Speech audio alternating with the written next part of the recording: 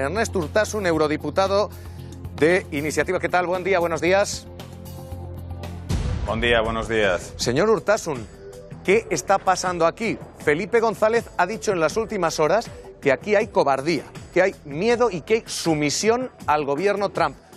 ¿Hay miedo? ¿Hay cobardía? ¿Hay sumisión? Bueno, vamos a ver, yo creo que las primeras señales que ha mandado el gobierno español son muy preocupantes. Yo creo que sí es una mezcla de miedo y cobardía, haber determinados intereses económicos tocados. Es verdad que la industria del automóvil estadounidense, por ejemplo, tiene mucha presencia en España, pero eso no es una excusa. A mí me parece que España debería sumarse a las voces que en la Unión Europea están pidiendo acciones contundentes desde el reconocimiento que Trump es una amenaza, ¿no? Y desde este punto de vista, mañana empieza una cumbre informal de jefes de Estado y de Gobierno de la Unión Europea. Hoy en el Parlamento Europeo, aquí detrás mío a las 3 vamos a discutir sobre esta cuestión, y el lunes hay Consejo de Ministros de Asuntos Exteriores. Yo lo que espero es que pasemos de las palabras, que no en España, pero sí, por ejemplo, el presidente del Consejo, el señor Tusk, sí ha dicho que hay que tomar medidas, ¿no? Medidas, entre otras cosas, porque lo que Trump está haciendo es vulnerar la ley internacional, y ante eso Europa debe reaccionar sin duda. ¿Qué hay que hacer? Felipe González decía literalmente eso, sumisión. ¿La alternativa cuál es? Escucha a Felipe González. Los que creen que son mucho más hábiles por ser prudentes se equivocan, porque enfrente se va a entender la prudencia como sumisión o como miedo. ¿Qué hay que hacer? ¿Cuál es la alternativa? Bueno, yo creo que hay toda una serie de instrumentos que se pueden poner en marcha como medidas diplomáticas, ¿no? Vamos a ver, Naciones Unidas ya ha dicho que la medida de bloquear a determinados nacionales en los aeropuertos es una medida que atenta contra la legislación internacional en materia de derechos humanos. Uno no puede discriminar por nacionalidad. Eso está prohibido. Quiero decir además, si me lo permites, Javier, que es una medida que no tiene nada que ver con la lucha contra el terrorismo, porque ninguno de los países que Trump ha vetado, ninguno de los 10 atentados terroristas que ha habido desde el 11S, ninguno de los perpetuadores venía de esos países. Eran saudíes, eran norteamericanos, por lo tanto, esa medida no hubiera impedido ninguno de los atentados que ha habido hasta ahora. Es pura demagogia. Pero Naciones Unidas ha dicho, y es verdad, que eso contradice la ley internacional. Por lo tanto, aquí, por ejemplo, hay medidas para ir a Naciones Unidas a denunciar la medida. Quiero recordar que España está en el Consejo de Seguridad, que en Naciones Unidas hay un Consejo de Derechos Humanos, y ahí se pueden hacer cosas. También creo que sería importante, por ejemplo, que la Unión Europea dijera que el embajador que Trump ha nombrado para venir aquí, que ha hecho unas declaraciones recientemente diciendo que ya colaboró él en el desmembramiento de la Unión Soviética y que ahora estaría encantado de colaborar en el desmembramiento de la Unión Europea, pues no se debe aceptar. Esta persona no puede venir a representar a los Estados Unidos aquí, ¿no? Por tanto, yo creo que hay medidas que se pueden tomar. La gran pregunta es si la Unión Europea tiene los instrumentos en estos momentos adecuados para hacerlo. Y yo creo que la respuesta es que no. Debemos abrir aquí una reflexión profunda sobre en qué momento se encuentra Europa y qué reformas hay que hacer aquí para que Europa pueda jugar ese papel ahora mismo, ¿no?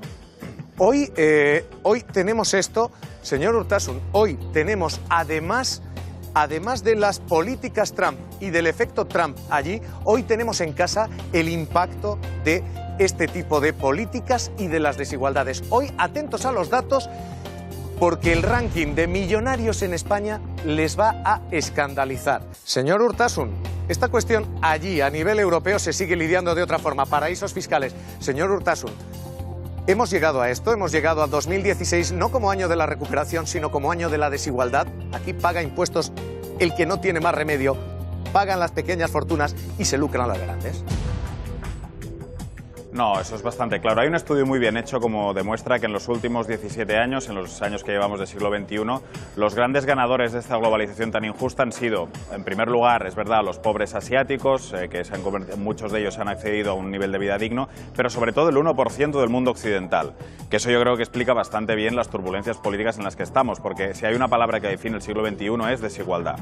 Entonces, yendo al tema fiscal, que como muy bien señalabas es el tema central, hay que señalar algunas cosas concretas de España. Nosotros, por ejemplo, tenemos un tipo nominal del impuesto de sociedades que es del 25%, pero el tipo efectivo que pagan las empresas del IBEX es del 7 o del 8%.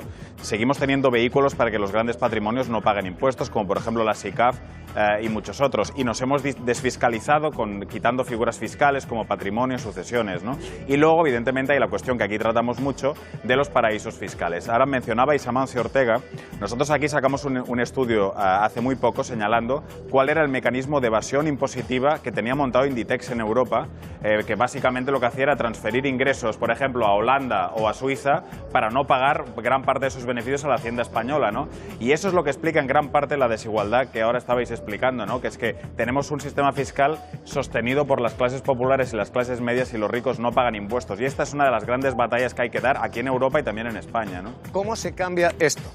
Ahora mismo parece que algunos políticos están secuestrados por las empresas o que hay una puerta giratoria sospechosa. Hoy el nombre de esto es Arsenio Fernández de Mesa, hasta ahora director de la Guardia Civil, desde ahora consejero de Red Eléctrica Española.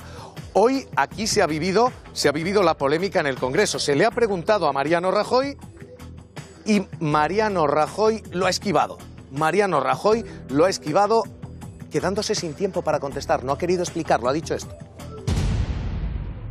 Como estará de acuerdo conmigo en que la subida de la luz genera una enorme alarma social, yo le voy a proponer 5 medidas que podría tomar su Gobierno. Le propongo que reduzcamos el IVA del 21% al superreducido del 4% o al menos al reducido del 10%.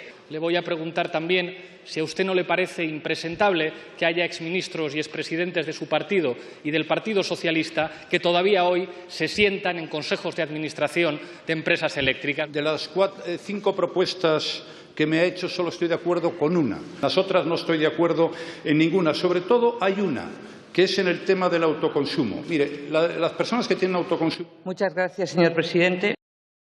Qué curioso, así se ha quedado sin tiempo. Señor Urtasun, ¿cómo se evita esto? ¿Cómo se evitan las puertas giratorias? Porque parece que siguen funcionando bien. Bueno, funcionan muy bien. Yo creo que explican mucho también el poder que tienen las eléctricas en España, porque son un sector donde ha habido mucha puerta giratoria.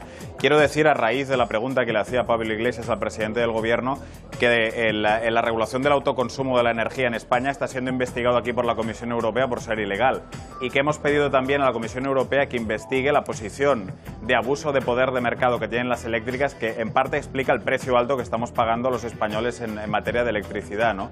Y por lo tanto esto es muy importante. Y sobre la cuestión del señor Fernández de Mesa, tengo que recordar que va a hacer pronto 3 años de las muertes de los inmigrantes en la playa del Tarajal, después de que la Guardia Civil disparara bolas de goma cuando él era responsable de la Guardia Civil, y aún estamos esperando que pague responsabilidades políticas por eso. O sea que además de la puerta giratoria, aquí hay una responsabilidad política por esas muertes que debería haber asumido. Pues Ernesto Urtasun, eurodiputado, gracias, cuídese, un abrazo. Muchísimas gracias, un abrazo.